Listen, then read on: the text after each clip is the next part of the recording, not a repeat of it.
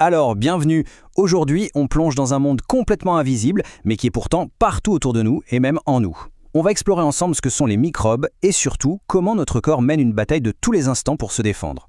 Et on va faire ça en se basant sur le programme officiel des sciences en France. D'ailleurs, pour que tout soit bien clair, toutes les informations qu'on va aborder aujourd'hui sont directement tirées du programme de sciences de la vie et de la Terre. C'est un cadre solide pour vraiment bien comprendre les enjeux de notre santé. Voici notre plan de match. On va commencer par faire connaissance avec ce monde invisible, ensuite on verra la différence essentielle entre contamination et infection, puis comment notre corps se défend, comment on peut l'entraîner, et enfin comment la médecine peut lui prêter main forte. Allez, c'est parti. Faisons d'abord connaissance avec les acteurs principaux de notre histoire, les micro-organismes. C'est assez fou quand on y pense, non ? Des milliards. Nos corps sont en fait de véritables écosystèmes qui grouillent de vie microscopique. Mais de quoi parle-t-on exactement ? En fait, un micro-organisme, c'est tout simplement un être vivant si petit qu'il faut un microscope pour le voir. Ça regroupe plein de choses, les bactéries, les champignons, les virus. La grande majorité est totalement inoffensif et même super utile pour nous. C'est ce qu'on appelle notre microbiote. Mais voilà, dans l'eau, il y a une petite minorité de fauteurs de troubles. On les appelle les pathogènes. Et c'est eux qui peuvent nous rendre malades. Ce sont ces envahisseurs que notre corps doit apprendre à combattre. Et ça nous amène à un point essentiel, une distinction qu'il faut absolument comprendre, la différence entre la contamination et l'infection. Ce n'est pas du tout la même chose. La différence est simple, mais elle change tout.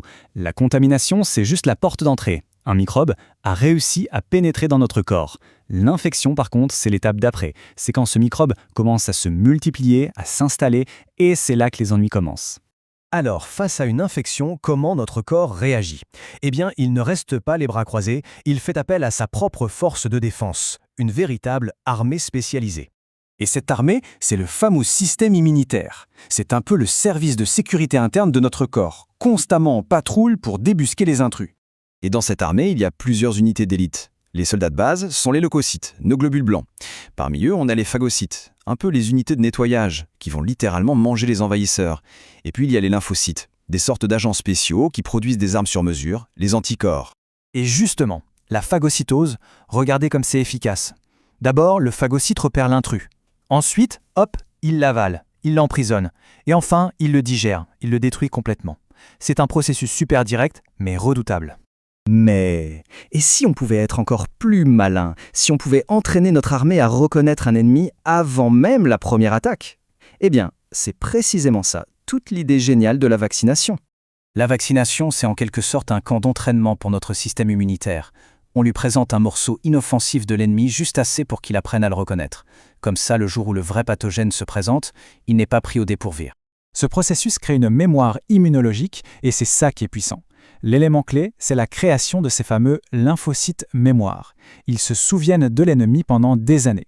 Si un jour le vrai microbe arrive, ces cellules mémoire déclenchent une contre-attaque immédiate, massive et bien plus efficace que la première fois.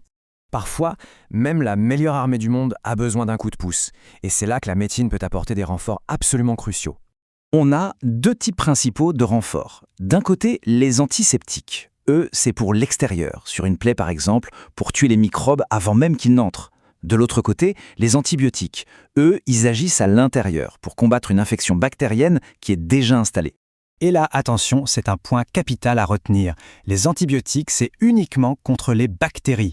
Ça n'a absolument aucun effet contre les virus, comme celui d'un rhume ou d'une grippe. C'est vraiment important de le savoir. Le souci, c'est qu'à force de les utiliser, parfois à tort, on a vu apparaître un nouveau défi majeur. L'antibiorésistance. Certaines bactéries ont évolué pour résister à nos antibiotiques, ce qui rend les infections beaucoup plus difficiles à soigner. C'est un énorme enjeu de santé publique qui nous oblige à les utiliser de manière très responsable. Et tout ça nous ramène à l'essentiel. Comprendre ces mécanismes, ce n'est pas juste de la culture générale. C'est ce qui nous permet de faire des choix éclairés pour notre santé et pour celle de tout le monde. C'est un acte de citoyenneté. On termine donc avec cette question qui ouvre sur l'avenir. Cette bataille est une course sans fin. Les microbes évoluent, ils s'adaptent constamment. La vraie question, c'est de savoir comment nos propres défenses, qu'elles soient biologiques ou médicales, devront elles aussi évoluer pour toujours garder une longueur d'avance.